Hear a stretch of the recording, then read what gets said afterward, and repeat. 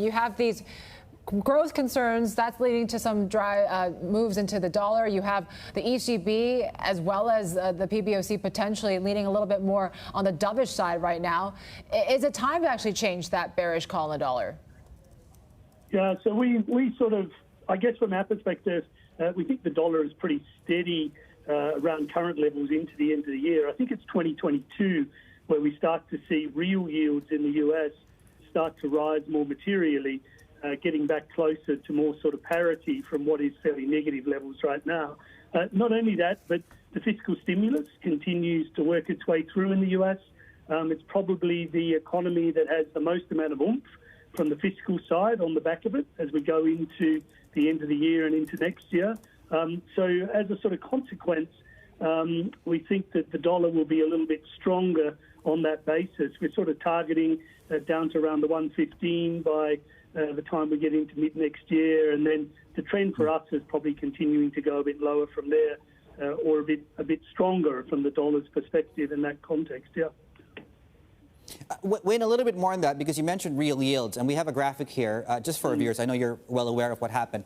Taper tantrum 2013, we went from deeply negative to almost deeply positive in 2013. Now, we're not saying this is going to happen this year, but emerging markets have nightmares about this thing. We were talking with you about DM and G10 there. What does this shift now in taper, what does it mean for EM FX? Yeah, so I think the really interesting thing, I suppose, is out of real yields is that, break-evens or inflation expectations move very sharply higher, and they seem to have stabilised probably around where the Fed would sort of expect them to be. And yet nominal yields have continued to rally over the last few days. We don't see any fundamental reason for the move in nominal yields. From a technical perspective, clearly the Fed have been buying probably more than what the Treasury has actually been issuing. So there's been a bit of a demand is greater than supply in that context over the last few weeks, and we think that's what's causing nominal yields to move the way they are. But reality is growth is very strong in the US. The labour market is going to continue to recover, and that's going to give a bit more confidence. And the Fed is going to, regardless of what markets think right now, the Fed is going to remain behind the curve.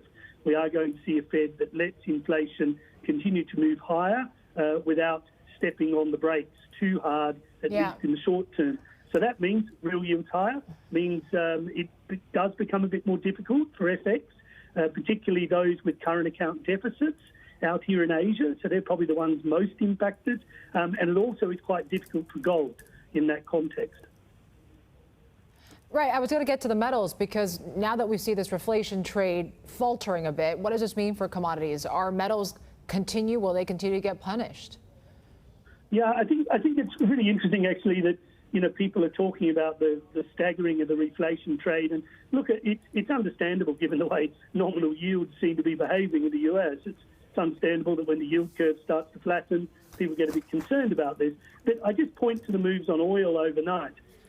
It's very clear that oil is both being driven by the demand and the supply side.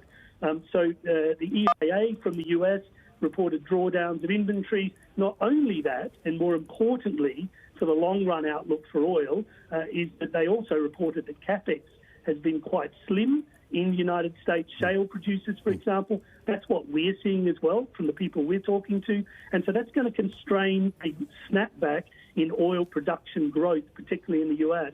So even though it does look a bit shaky at OPEC at the moment, when I've looked at various interviews that have been given over the last few days, it looks to me like OPEC are pretty comfortable that they can come to some arrangement, maybe not the arrangement they're discussing currently, but there will be some arrangement, and that will see an increase in production. But we think that absent of the risk of the Delta virus, we think that the Delta strain, I should say, absent of those sort of risks, we think that oil demand will be back at pre-pandemic levels by the first quarter of next year.